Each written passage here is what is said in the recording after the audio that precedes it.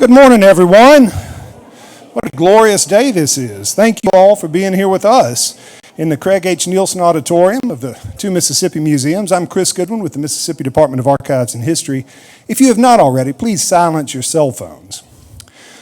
Don't forget, tomorrow at 6 p.m., the Mississippi Civil Rights Museum will have the third in its new Under the Light series. The museum is partnering with Mississippi Public Broadcasting to screen a 30-minute segment of their new documentary, Reconstruction, America After the Civil War. Normally, of course, we have those Under the Light programs under the light in Gallery 3, but since they'll be screening the documentary, it will be here in the auditorium. So that's free, 6 p.m. tomorrow evening. Hope you can make it for that. And then at 6:30 on Friday, May 3rd, the Eudora Welty House and Garden will screen the documentary Eyes on Mississippi. Producer-director Ellen Ann Fentress will be joined by Fred Anklem, Cleta Ellington, and Joanne Pritchard Morris for a discussion before the movie. So come to that, bring a chair to sit on. And then I hope that you will join us back here next week for History's Lunch, when our speakers will be Chuck Yarborough and Mississippi School for Math and Science students Kaylin McNeese, Ezra McWilliams, and Darian Bowles, who will be presenting a program on emancipation in Mississippi. This is something that Chuck has worked up with the students at MSMS over the past decade or so. It's an 8th of May celebration that indicates when news of emancipation came to Mississippi. It's a really great program, and I hope that we'll see you back here for that. Today, though, we are delighted to have John Ramsey Miller and Stephen Smith with us to talk about Pup and Lee McCarty and the beloved pottery they founded in Merigold, Mississippi. John Ramsey Miller was born in Greenville and educated at Delta State University and Southern Illinois University at Carbondale. A former photojournalist and screenwriter, Miller is a New York Times best-selling author of 7 suspense novels and 2 nonfiction books, including McCartys of Merigold, Mississippi, The Pottery, for sale over here. Stephen Smith grew up in Merigold, the godson of Lee and Pup McCarty. He earned his B.A. in German literature from Davidson College, and then studied law at the University of Georgia. Smith is a member of the board of directors at the USA International Ballet Competition in Jackson and a member of the University of Georgia Library's Board of Visitors. Smith manages the business affairs and restaurant at McCarty, and his brother Jamie operates the pottery. Help me welcome Stephen Smith, who will come talk to you for a few moments, and then we'll watch a video segment on McCartys.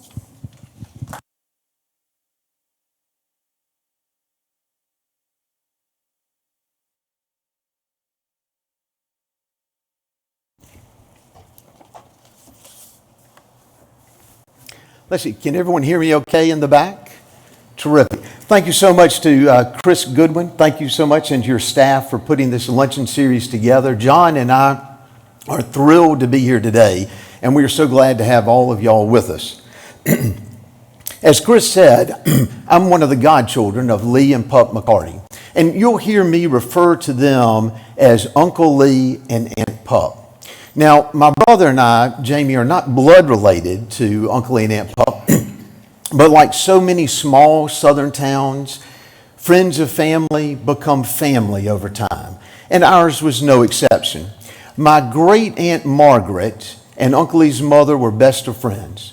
And then when Uncle Lee's father left in the Depression, my great Uncle Albert, to whom we're blood related, became a father figure to Uncle Lee, and Uncle Albert and Aunt Margaret helped raise Uncle Lee. And then, and Uncle Albert and Aunt Margaret didn't have children. And then when Uncle Lee and Aunt Pup didn't have children, my brother and I became like theirs. They were a second set of parents to me and my brother. And they were also a second set of parents to John as well, because they knew John since he was a child too. So let me give you just a little bit of an overview for our presentation today. I'll talk a little bit about the history of McCartys and give you some general background information. And then we're going to watch a short documentary on Uncle Lee and Aunt Pup that Rex Jones with the Southern Documentary Project did on Uncle Lee and Aunt Pup. Now, Rex, for those of you who aren't familiar with him, Rex's organization, the Southern Documentary Project, is part of the University of Mississippi.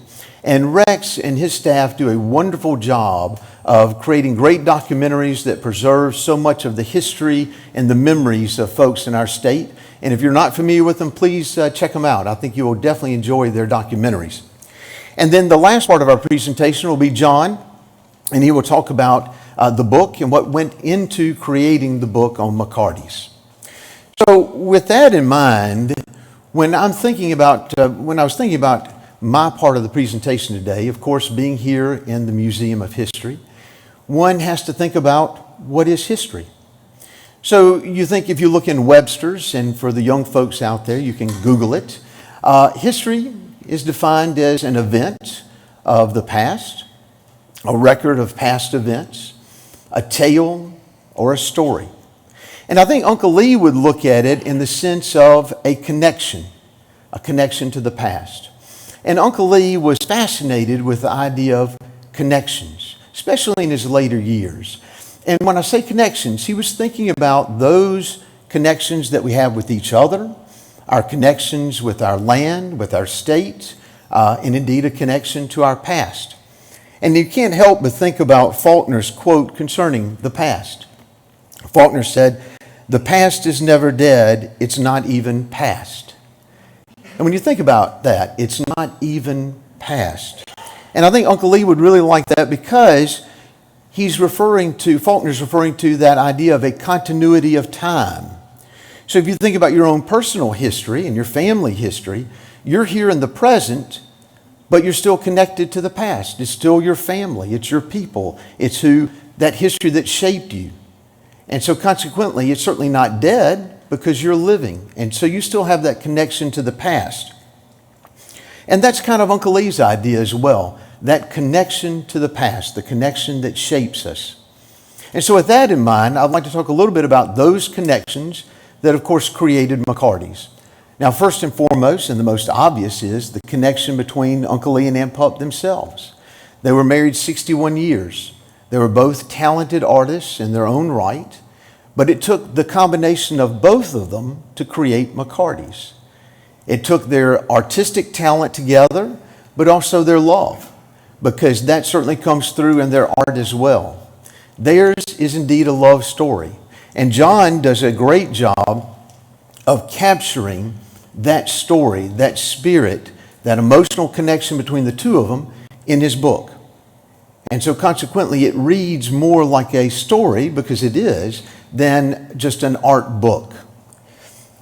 Now, the next connection, one other quick thing. In terms of the combination of the two of them, you may have noticed that we refer to the business as McCartys Pottery. It's a plural. It's not singular. And of course, that was done intentionally to show that the business was the combination of both Uncle Lee and Aunt Pup. And that's another thing. When you think about it, McCartys required both of them. If they had simply gone their separate ways and they had never met, neither one of them would have created what is McCartys today. It took both of them to do that. The next connection would be the connection that they have with our state, the Mississippi Delta, and in particular our little town of Merigold. You know, when you think about it, Mississippians have a unique bond with our state. Now, I know, obviously, people from other states love their home states. I'm sure folks from Iowa love Iowa. But there's something unique about the relationship that we have with our state. There is a bond that we have. Now, a great example of that is myself. I went to the University of Georgia School of Law, lived in Athens, Georgia, practiced law in Athens for 10 years. Altogether about 10 years in Athens. And if you had asked me during that time when I was there, where are you from? I would have said, well, I'm from Merigold, Mississippi, but I live in Athens, Georgia. I always was from our state. Another great example, there was an elderly gentleman just a few days ago in the studio, and I asked him where he was from. And he said, well, I'm from Columbus, but I live in New Orleans. And we talked about New Orleans and the wonderful restaurant and the food in New Orleans, etc. And then I asked him, just out of curiosity, when did you leave Columbus? And he said, I left in 9th grade. Now, this man had lived in New Orleans for over 50 years easily, but yet home to him was Columbus, Mississippi. That's where he was from. And Uncle Lee was like that. A writer who was not from our state once asked Uncle Lee, what makes McCartys Pottery unique? Now, the writer anticipated an artistic answer. he thought Uncle Lee would say something along the lines of, well, the glazes are my own formulas, and consequently, that makes McCarty's different from other potters, makes it unique. Or perhaps Uncle Lee could have said, the little black squiggly mark on our pieces represents the Mississippi River, and that's our registered trademark, and that makes us different from other potters. But that's not what Uncle Lee said. Uncle Lee gave the writer a typical Mississippi response. Uncle Lee said, what makes McCarty's unique is that it reminds people of home. It is a sense of place. And I always loved that phrase, a sense of place. And that is indeed that strong bond that we have between us and our home of Mississippi. And that, of course, is another one of the things that, of course, created McCartys. If Uncle Lee and Aunt Pup had moved to Oshkosh, Wisconsin, McCartys would not be McCartys. It requires that connection with our state, that connection to home to make it what it is. And also explains why they stayed in the state of Mississippi. You know, folks from outside of our state, and especially those outside of the Mississippi Delta, would look at Uncle Lee and Aunt Pup and they would think, why in the world would two young, creative artists stay in a small rural town in the middle of the Mississippi Delta? Why? Now, of course, those would be folks from the outside looking in. Whereas for folks here in the state of Mississippi, and especially the Mississippi Delta, we would ask the question the other way around, which would be, why wouldn't they be here? Because after all, it's home. Why wouldn't they be home? So again, that's another one of those connections that makes McCarty's what it is today. Now, the next thing, just in terms of sort of some general history, Uncle Lee is from Merigold. You may have noticed that Merigold is spelled with an E, not an A. We're not named after the flower. We're named after Colonel Frank Merigold, who came in the 1870s and settled that area, had a sawmill, started clearing the land. Now, Aunt Pup was from outside of Ethel, Mississippi, which is in the hills. They met at Delta State University in Cleveland, Mississippi. Uncle Lee then went off to World War II, returned from the war. They went to Oxford, and they married in 1946. And then Uncle Lee and Aunt Pup were in Oxford. He finished his undergraduate studies at the University of Mississippi, majored in education. After that, they went to Columbia University in New York, and Uncle Lee received his master's at Columbia. And then they returned to Oxford, and Uncle Lee began teaching chemistry in the demonstration school, which was a fully functioning high school attached to the University of Mississippi. Now, it was there that they found their love of pottery. And that's where it really all began. Now, the story that Uncle Lee would tell, and I love this story, is that Aunt Pup was interested. She had studied art at Delta State, and she was interested in auditing a pottery class. So she talked to Chancellor J.D. Williams. And of course, Ole Miss, being very small at that time, J.D. told Aunt Pup, he said, Pup, just go down to the class and tell the instructor that J.D. said it was okay. Now, I love that. No trip to the registrar's office, no forms in triplicate, just tell the instructor J.D. said it was okay. So she did. So she arrived early, told the instructor, and of course he said, well, that's fine, let's wait for the class to arrive. And pretty soon, one big man walked in the door, another big man, and then more big men. And then Aunt Pup realized she was taking pottery with the Ole Miss football team. She was the only female in the class, so she returned home that evening, and she said, guess what, Lee? You're going to take pottery. And he did. And that's how they discovered their love and talent for pottery. It all started right there in Oxford. They had a house at 210 South Lamar Street. Attached to the home was a little garage. And they started their studio there. Uncle Lee put his kick wheel in there and a kiln. And as they say, the rest is history. Now, again, Uncle Lee was teaching high school. And this is one of those neat connections that they had with Oxford. And in his class one day, he mentioned offhand that he needed some clay. And one of his students said to Unc, she said, well, Mr. Lee, why don't you call Dad and then come over to the house and you can get all the clay you want in a ravine that's right behind the house. Well, the student was Jill Faulkner, and of course Dad was William Faulkner, and the house was Roanoke. And of course, Oxford being small, Uncle Lee knew, and as he would call him, Mr. Bill. So he called Mr. Bill, and of course Faulkner said, well, that's fine, Lee, come over to the house. I'll show you where the shovels are, and you can come and dig clay anytime you want. So the next time you're at Roanoke, if you go behind the home, you'll see there's a barn. To the left of the barn is a stand of trees. And in the late 40s, those trees weren't there. And there's a large ravine just below that. And that's where Uncle Lee would go, and he would dig clay when they needed it. So the very first pieces that they made were from the clay at Roanoke. So it was a great connection that they had with Oxford. Now, the other neat thing about this time is that in the summer of 2015, approximately 3 months before Uncle Lee passed, the university notified Uncle Lee that he would be inducted into the Ole Miss Alumni Hall of Fame. And it was a very sweet thing because it was a great bookend, if you will, to their career. Because after all, they started in Oxford, and it was great to have that recognition at the end of their career from the university. Now, my brother, as I mentioned earlier, is a potter. He started out with Uncle Lee and Pup when he was a child.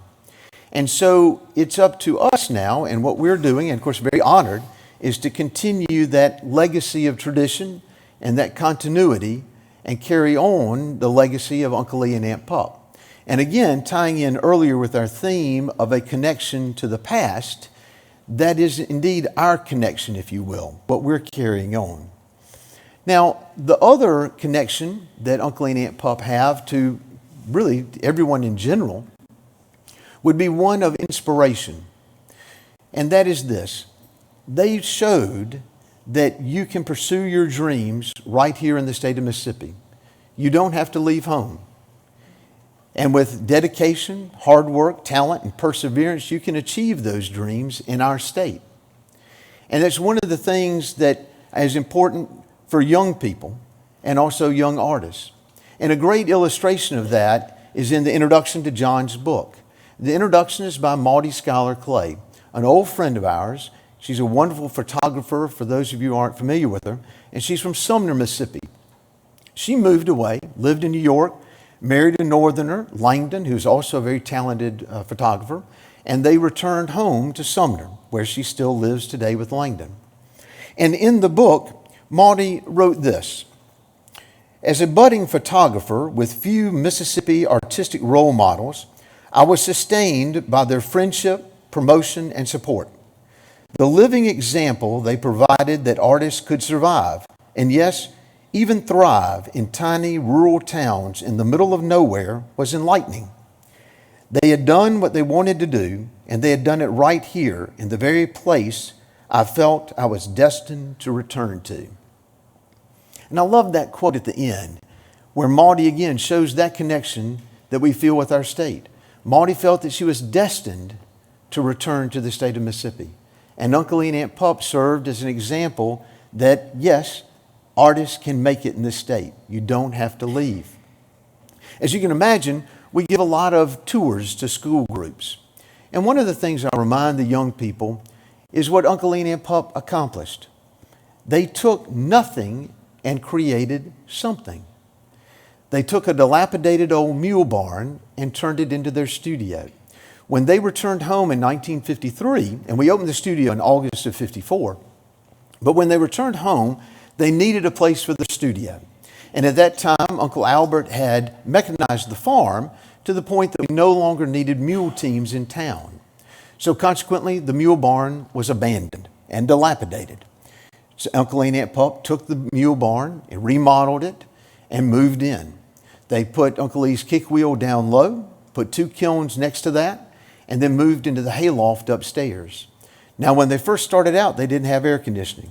And I tell the young folks, if you want the definition of 2 young, struggling artists, this is it. Because you're living above 2 kilns firing to 2,000 degrees in July. Imagine the heat that came up. Now, later in life, we air conditioned upstairs. But the point being is they persevered. Now, the next thing is that they took the garden. They took the pasture with the mule barn. Now, of course, the pasture had been abandoned as well.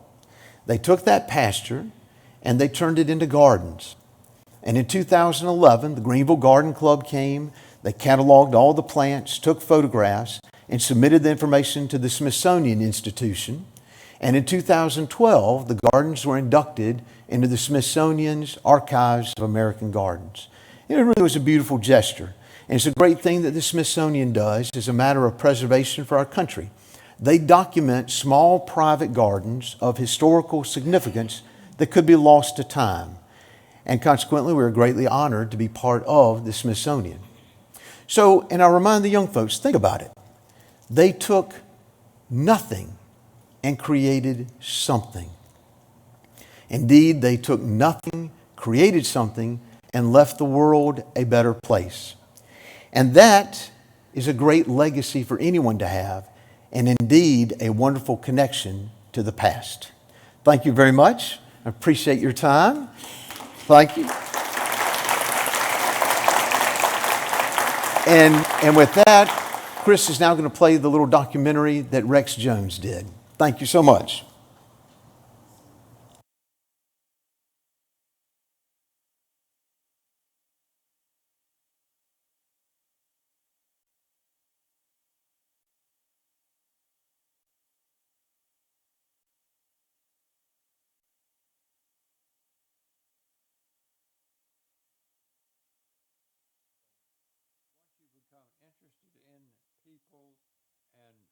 Genuinely interested, not surface interested or for a reason, you'll find that life is kind of nice.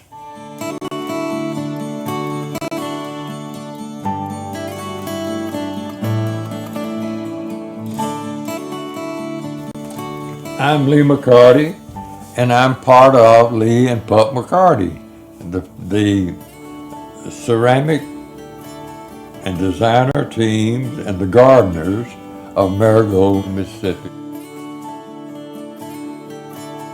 We wanted to come home. I'd been in World War II 5.5 years, teaching at Ole Miss 5 years.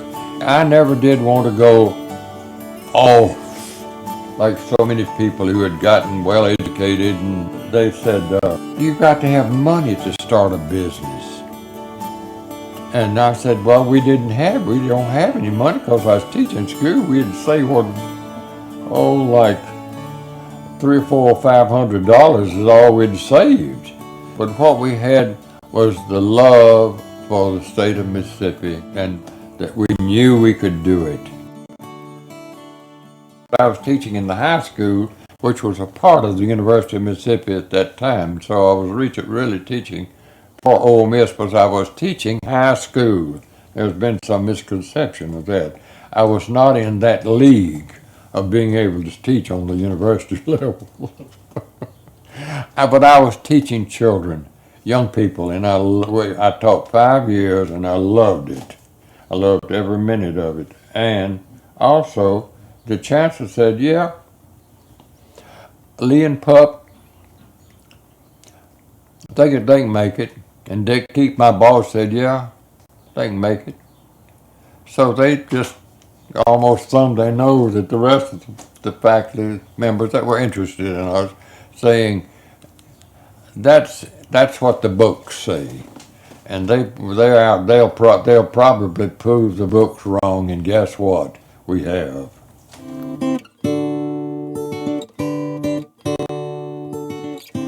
Quality in living. Whether you live in a barn, the way you live in a barn matters.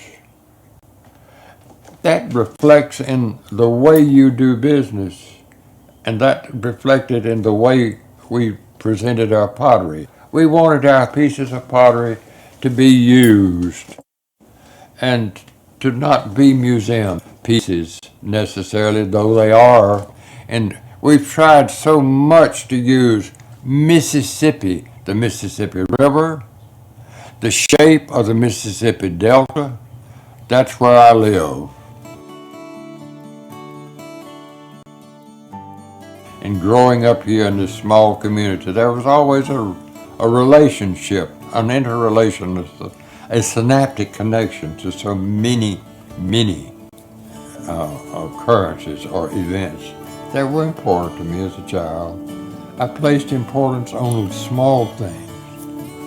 And I spent hours of my life lying on my back and playing with clouds, watching the sky change. One of the most beautiful things about Mississippi, other than the people and the beautiful women, is the sunset.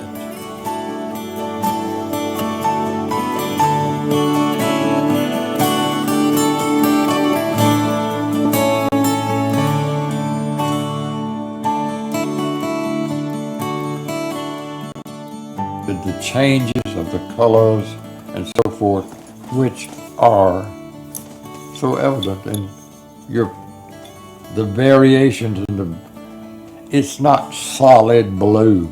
There's a slight difference because it's done by hand. The taller pieces we try to get has what? Well, it's the height of the sky. It's not the fact that it's a tall piece, just a tall piece. It also reflects the lift in the Mississippi Delta. And when you come out of those hills and come down in the Delta, you feel a lift to it. And my wife really felt that way. And I do too. So therefore it becomes a part of you. The creative process is hard to explain. There's some things you don't just teach. You have to observe, and it just evolves.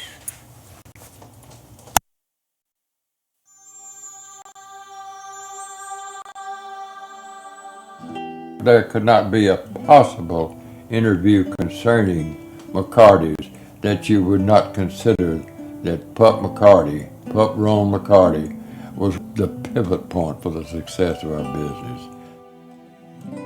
Pup had always been involved with artists, so she was from that league of people thinking and searching for the answer, which we all are.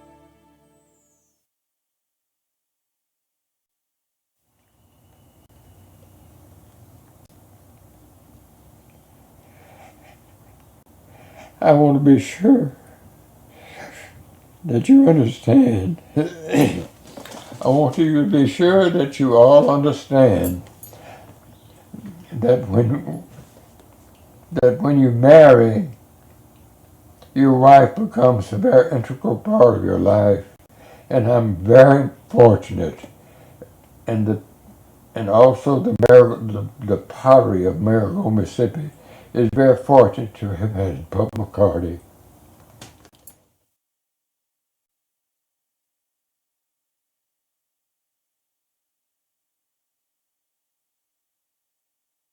On the shell, which I'm a Pisces, the Lord made the ones that are by the swimming pool, and they're from Tahiti. And they have enormous, deep scallops, and they fit together, which the scallops work. But if you want to take it and use it to hold chicken salad, you run out of space because the scallops run up high. So what Pup and I did, we took the large shell and raised the scallops. It took a long time to get that worked out, see how the scallops rise, and it'll hold water. And you could serve punch out of it. It's for a small group, or it's an alteration of the real thing. That's the real thing. This is McCarty.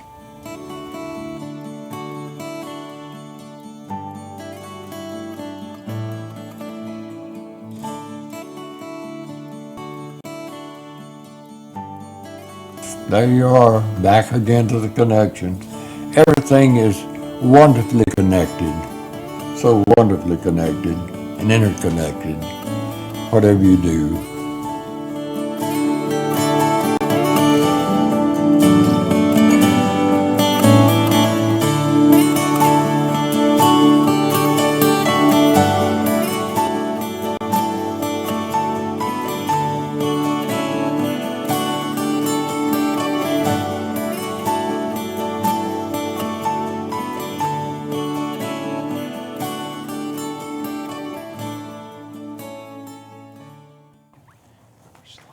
You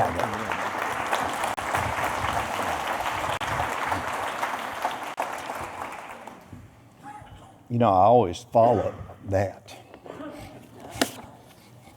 It's hard. Here's the way the book came about. First, I'll tell you a funny story about Pup. I asked her one time, I said, Pup, what's your real name? And she said, I'll never tell. I said, why? She said, oh, it's just awful. And I said, well, write it down and let me see it. She said, no, it reads worse than it sounds. So I didn't put her real name in the book. And people ask me all the time what it was because I'm telling you this, and I'll never tell. I'll never tell. But it wasn't that bad. So anyway, after Lee passed away, Stephen and Jamie, this was a while after, Stephen and Jamie came to me and said, John, I'll tell you a story. There was I thought something had snuck up on me. Lee, a lady called Stephen, an author, and she wanted to do a book on McCartys. And so Stephen went to Lee, and he said, this woman's called, and he said, you know, eventually somebody's going to do a book. And, you know, and she seems like a real nice woman, and she seems to know what she's doing, and she's got a track record. And Lee said, no. He said, when there's a book done, John will do it. And Scotty Coopwood, who publishes Delta Magazine, and he's a publisher in Cleveland, Mississippi, who was a relative of Jamie and Stevens, he will publish it. And that's just all there is to it. So it's a dead subject. And so they said, John, would you be interested in doing the book? I said, absolutely. I would like to, because when Pup and Lee, this is after Lee passed, and Pup had passed a few years earlier. And I said, you know, the people who will never know them, I know a lot of people here did know him. I was talking to David Bowen earlier, and there are a lot of friends that they have everywhere. But someday, there will be nobody left who remembers. And I said, I would like to make sure that people in future generations will at least know how we felt about them. And for the book, we decided, and the boys and I talked about it, we wanted to do a book that Pup would put on her coffee table. And she had high standards for that coffee table. So the first thing I decided to do was to write the history of Pup and Lee from birth all the way through. And I'm mostly a fiction writer, so my research doesn't have to be as intense as it became with them, because I knew a lot of the stories, but when Lee would tell the stories, they would kind of not be in the right time and place. He tended to remember certain things certain ways, so a lot of it was kind of surprising, the dates and places and the people they knew. And I mean, a lot of people don't know this, but the Fabergé eggs that ended up in New Orleans in the Delgado spent the night in Pup and Lee's loft. Arm & Hammer and his wife, I think it was Betty, were friends of Pup and Lee's. They'd met him in New York when Lee and Pup were up there at Columbia. And they were coming through and they were donating these Fabergé eggs, and they just, rolled them out on the coffee table, put them out on the coffee table, and they spent the night on the coffee table at the studio. So anyway, we kind of talked about what the book needed to be, and basically it needed to be museum quality paper. We didn't want it turning yellow with time. We wanted to take what we could find as the best examples of their work through the decades. We had work from Oxford when they first started. It was marked McCartys Oxford. We had pieces that were marked Pup and pieces that were marked Lee from their early classrooms. And I could have done the photography myself because I was a commercial photographer for many years. But I decided I wanted to concentrate on the written side of the book, and I did the art direction, and I chose Bill Powell, photographer I'd known for many years, and it was a friend of Pup and Lee's. And we spent a summer going around 80 collectors that I'd selected. And we went around and we shot on porches when it was 110 degrees in Taylor, Mississippi. And we traveled all over and it made it a project. It was a great project. But I wanted the book to be what I think it is. I think we all thought it was. And it's a tribute to them and a monument to them. So people who may have McCartys because get McCartys for a wedding present, they won't have the chance to do what we did, a chance to go and talk to Lee and talk to Pup and, sit by the pool and have a cold drink and talk about ballet or art or any number of things. Lee would talk about World War II. He told me one time, he said, I want a P-38. Now, P-38, if you know, it's a pistol, it's a handgun. Well, I don't know what he wanted it for. I don't think he'd shot but a couple of guns in his life. But so I brought him a 38 Special, and I said, is this what you want? He said, no, I want a Mauser, a P-38. It was a Mauser, it's a, whatever it is, a Walther. And I said, well, what did you want it for? He said, it doesn't even have to work. I want to show you what a perfect handgun was for the grip. So anyway, I started by going through boxes of material.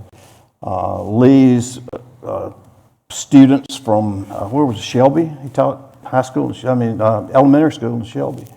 And all the students had given him pictures of themselves every year. And they had written sweet little notes on the back of the pictures. His students loved him. And he was always a teacher. And anytime kids came to the studio, he'd generally give them a little bird. And he would say, this is the blue bird. They were always blue. They were different little birds. This is the blue bird of happiness. He said, you take this home and you put it on what's the windows? South window, and it will ward away evil and melancholy. And he said, melancholy is your word. You go home and Mama's going to look that up for you. And so anyway, the book was for all of us. It was a labor of love. And all the photography came out wonderful. I mean, you can take a look at it before you leave if you don't have a copy. You should all have a copy. But if you don't, we'll sell you one. And we think it captured them. I could write and cry at the same time. Prove that. I can't chew gum and walk at the same time, but I could cry and write. And they meant a lot to me, and they meant a lot to all of us that were involved in the book. And I don't think I could have done any better. If I'd had 10 years and all the best photographers I could find, I think we did exactly what we set out to do, and we're all proud of it. I think about them a lot, and I think about the things they taught me. I walked in there in 1965, in the summer, in 1965, and I remember turning the corner, and Lee was sitting at the wheel, and there was nobody else in there. Nisa Nowell, you probably don't know Nisa Nowell, but I just moved to Cleveland, and she wanted to take me up there. She said, there are these crazy people living in a barn, and I've been wanting to go see them. I said, okay, so we found it, and I walked in there the first time, and it was like walking into a foreign country. I mean, it was spectacular. Everywhere you looked, there were little things, like the little enamel owls. It just stuck in, it was all amazing. The presentation was amazing because it's just what they felt like, this should be here, this should be here. So anyway, I was probably there 1,000 more times. And every time I went, I learned something. And they helped promote me. I was doing photography early on, and they promoted me and introduced me to people like I was somebody already. And I spent, countless hours by the pool. They would critique my photography or silk screens or whatever I was doing. And it was just invaluable. And they were always true to their artistic integrity. I mean, that was the most important thing. The business was the business. I mean, the business was supposed to open at 8 o'clock or 10 o'clock. It opened at 10 o'clock. 6 days a week or whatever. And it was so cold in the wintertime, they were living in a barn. I mean, Pup actually put the Christmas ornaments out through the holes in the barn the first winter they were there. So they took 2 weeks off, the coldest part of the winter after Christmas, and they always did that. They could be there working, but they weren't open. And I always said that I couldn't have done the book when Pup and Lee were alive, because in the first place, Pup was too private. She wouldn't have felt comfortable doing that. And Lee would have controlled everything. I mean, I would still be working on the book. 3 years later, he would say, "Oh, there's this piece. You got to go see her. She's in New Orleans. He would have done that. So the timing couldn't have been better. I mean, for us, we were able to do what we wanted to do, and what I think they would have loved. I think Pup would have gotten over everything. I think she would have read the book and been delighted with it.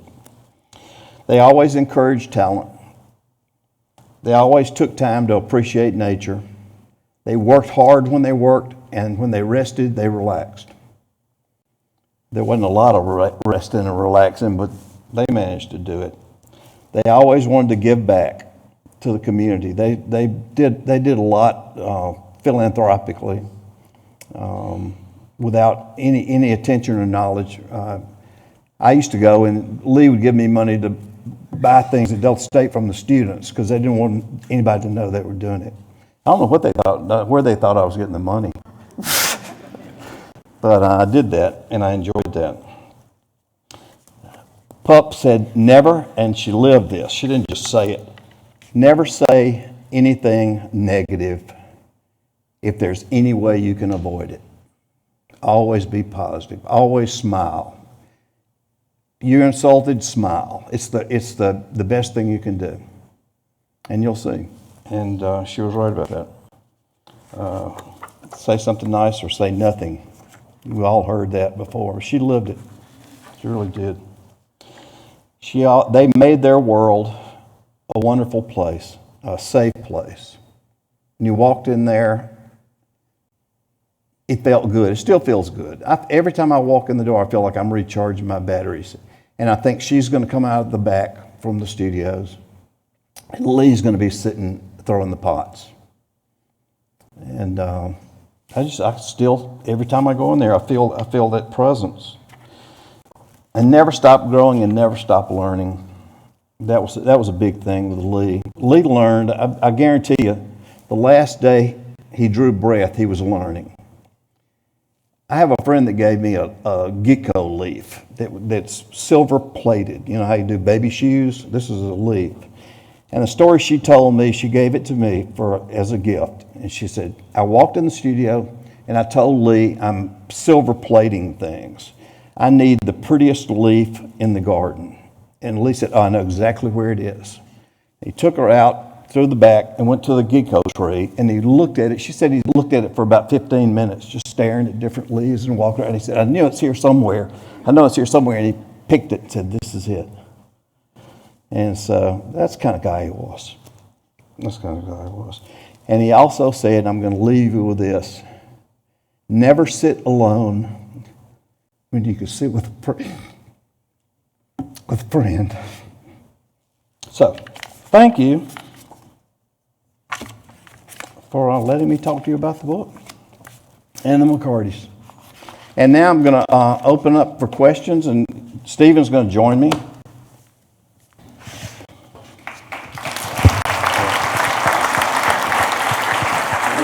Yeah. Turn that on. There you go. Okay, I think, can everybody hear me? Great. Does anyone have any questions? Anyone? Yes. Hold on, let me. Sure. Hi. Did they have a favorite piece? You mentioned the bluebird. Was that their favorite? Well, you know, it would be almost the equivalent of asking someone, who had a lot of children, who's your favorite child, so it's kind of a hard, thing there. Really all of them in a way. Each one had their own kind of connection to things, And so, for example, not too long before Aunt Pup passed, she brought me the little sleepy bird that we make, this little fat little bird. And she said, you have a real connection with this piece. You may not know this, but we made this piece after you. Because I would spend the night at the barn, and we'd have little sleeping bags, and I'd sleep on the floor, and I tended to curl up. And I was not a morning person, and so I was always very sleepy in the mornings. And as a child, I was quite chubby. So the little sleepy bird's this fat little bird that looks very sleepy. So, each one had their own little connections like that with them. So much of their art had a personal connection. It'd really be hard to say which one was a favorite as such. So, for example, the largest bunny we make is the Aunt Lexi bunny, named after Aunt Lexi Pimble. And Uncle Lee was great friends with the Pimble family, and they named that bunny rabbit after Lexi Pimble. So that's kind of sort of a vague way to answer your question, but that's about the best, so to speak. Yes? Hold on, let me bring the mic to you so that everyone can hear the question. I was setting the table for Easter, and I was using a lot of my McCarty for that. And it occurred to me, did the McCartys ever make an egg plate? No, they did not. Oh, They did shucks. not. They did not. They did not. I used the Divinity plate, though. That works. Well, thank you. Thank you. We appreciate that. Let's see.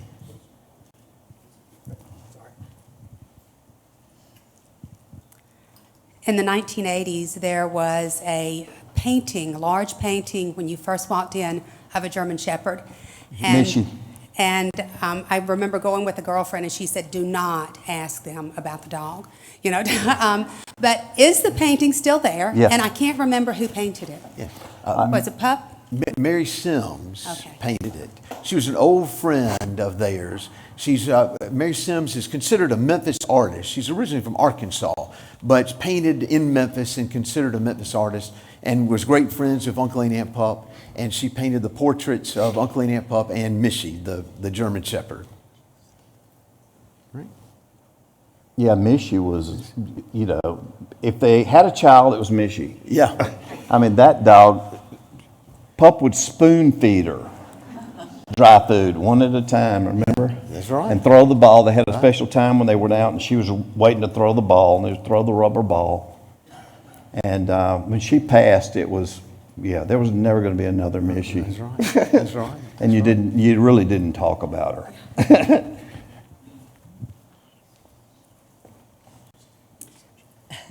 How did they come up with the idea of putting the Mississippi River in a lot of their pieces? And my second question is, how did they decide on the color choices? Okay. So in terms of the river, as you can imagine, it's kind of a trademark secret in terms of how we do it. But it came up again with the idea when they first started out, that connection that they have with the state of Mississippi, the Mississippi Delta. And then, of course, Merigold is 23 miles from the river. And, of course, for the Delta, the river is kind of everything. I mean, it's how the Delta formed. So, consequently, the creation of the river on the pieces was kind of a natural fit for them in terms of that influence. Now, some of the pieces, if they get the shiny edge, they don't get the river. They're still signed McCarty, so you know it's an original McCarty's piece. But that kind of gives you an idea about the river. And then in terms of the colors, it's the inspiration that they drew from nature and their surroundings. So, for example, the nutmeg glaze that Uncle and Aunt Pup created is a tribute to that rich alluvian soil that we have in the Mississippi Delta, that real dark brown color. You know, one of the things that amazed me when I went to the state of Georgia was that I saw red dirt for the first time. And I was amazed how Georgians consider red as the color of dirt. And I thought, well, that's not what dirt's supposed to look like. It's supposed to be this lovely brown color. So that's the idea of the colors behind it. Anyone else?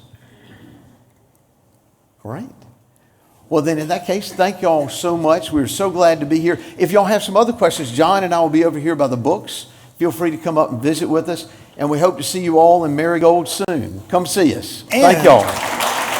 Before we get out entirely, it's been a great program today. Obviously, we are all interested in pottery. A note for attendees, we are going to start a history museum is sort of like an iceberg.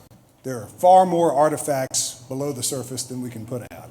And so we are going to begin the first Wednesday of each month a special collections tour.